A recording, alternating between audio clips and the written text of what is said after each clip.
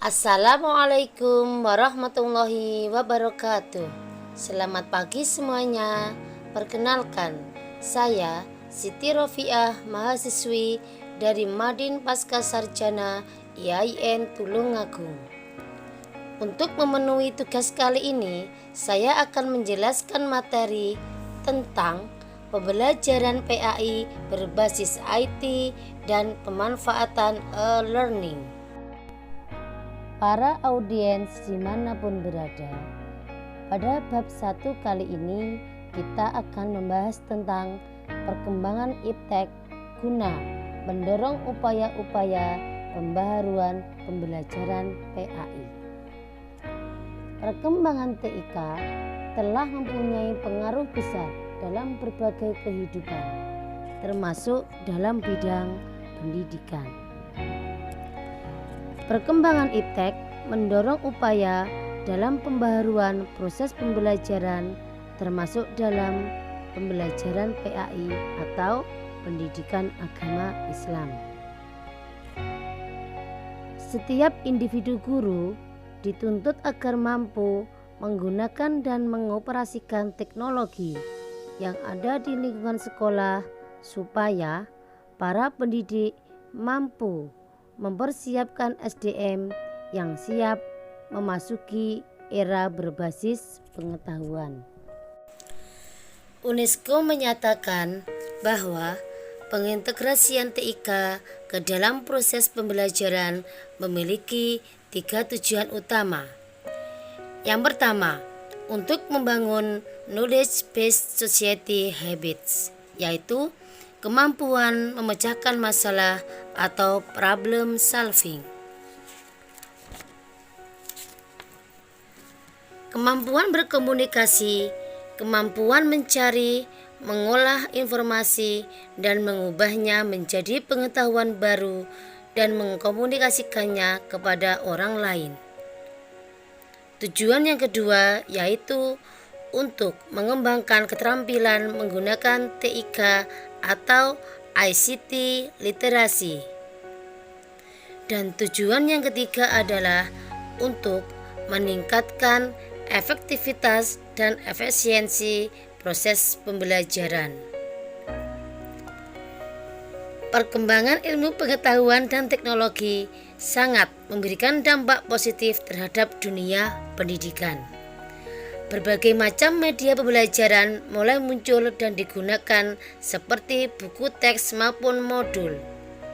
Bahkan muncul media audio visual seperti tape recorder, televisi, film, dan lain-lain. Hingga saat ini sangat marak digunakan adalah media pembelajaran berbasis komputer dan internet yang sering kita sebut dengan istilah e-learning atau electronic learning yang biasanya digunakan di sekolah-sekolah untuk menunjang pembelajaran tatap muka di kelas. Media menjadi salah satu unsur penting yang menunjang keberhasilan proses pembelajaran. Umar Haji Malik mengatakan bahwa pemakaian media pembelajaran dalam proses belajar mengajar dapat membangkitkan keinginan dan minat yang baru, membangkitkan motivasi dan rangsangan kegiatan belajar, dan bahkan membawa pengaruh-pengaruh psikologis terhadap siswa. Dengan adanya e-learning, siswa bisa mengambil materi pembelajaran kapan saja dan di mana saja, bisa mengerjakan tugas yang diberikan guru. Nah, tentunya sebelum kita membahas bab selanjutnya, di sini kita membutuhkan rumusan masalah. Rumusan masalah yang pertama, bagaimana pembelajaran PAI berbasis IT. Kemudian, rumusan masalah yang kedua, bagaimana pemanfaatan e-learning dalam pembelajaran PAI.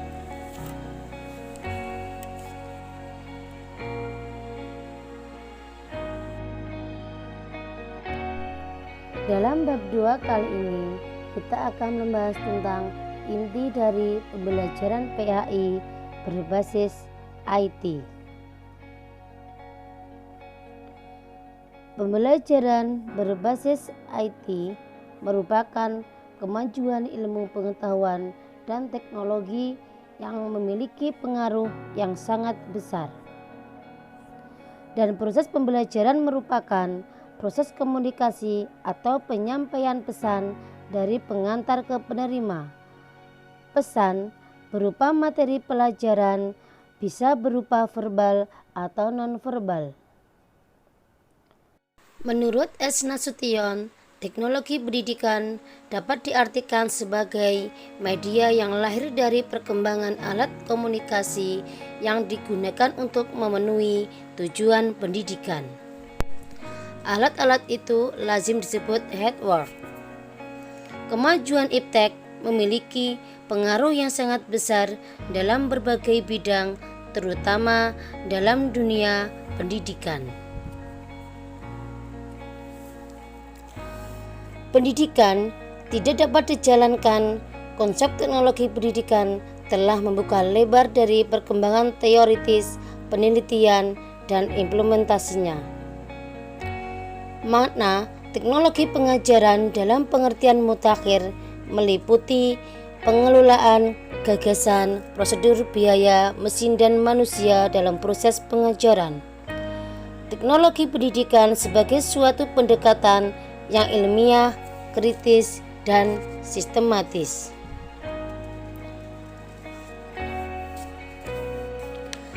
Setelah kita membahas inti dari pembelajaran PAI berbasis IT, tentunya kita akan membahas tentang model-model pembelajaran berbasis IT. Model yang pertama adalah LMS atau yang kita kenal dengan sebutan Learning Management System. Ada suatu ungkapan yang menyatakan, "If learning content is king, then infrastructure LMS is God." Ungkapan ini menunjukkan betapa pentingnya LMS dalam pembelajaran berbasis IT. Kemudian, model yang kedua adalah learning content. Learning content adalah materi pembelajaran itu sendiri yang akan disajikan kepada peserta pembelajaran. Isi materi harus dibuat oleh mereka yang punya kompetensi di bidangnya, tidak peduli apakah mereka memahami banyak tentang IT atau tidak. Selanjutnya, kita akan membahas tentang pemanfaatan e-learning. Setidaknya ada 3 fungsi e-learning terhadap kegiatan pembelajaran di dalam kelas atau yang kita sebut classroom instruction. Yang pertama, sebagai suplemen atau tambahan, yaitu apabila siswa mempunyai kebebasan memilih apakah akan memanfaatkan materi pembelajaran elektronik atau tidak. Yang kedua, sebagai komplement atau pelengkap, yaitu apabila materi pembelajaran elektronik diprogramkan untuk melengkapi materi pembelajaran yang diterima siswa di dalam kelas. Yang ketiga, sebagai substitusi atau pengganti, yaitu apabila e-learning dilakukan sebagai pengganti kegiatan belajar, misalnya dengan menggunakan model-model kegiatan pembelajaran. Ada 3 alternatif model yang dipilih, yaitu konvensional, delivery system, dan one-way communication.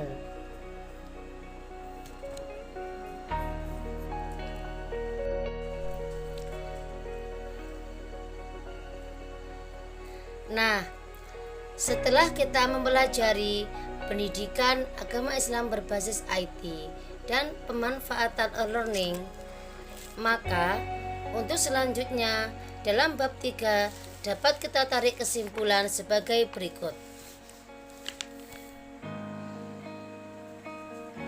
Yang pertama, teknologi dalam pembelajaran PAI dapat diartikan sebagai alat, metode, atau tata cara yang digunakan dalam proses pembelajaran PAI yang secara sistematis oleh guru dengan tujuan peserta didik dapat menyerap materi dengan mudah.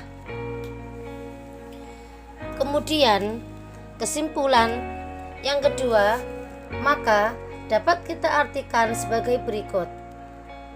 Pemanfaatan e-learning dalam pembelajaran PAI secara garis besar mempunyai 3 macam fungsi, yaitu suplemen atau tambahan, komplement atau pelengkap, dan substitusi atau pengganti. Akan tetapi, pembelajaran PAI memiliki karakteristik yang berbeda dengan kuliah atau mata pelajaran lainnya.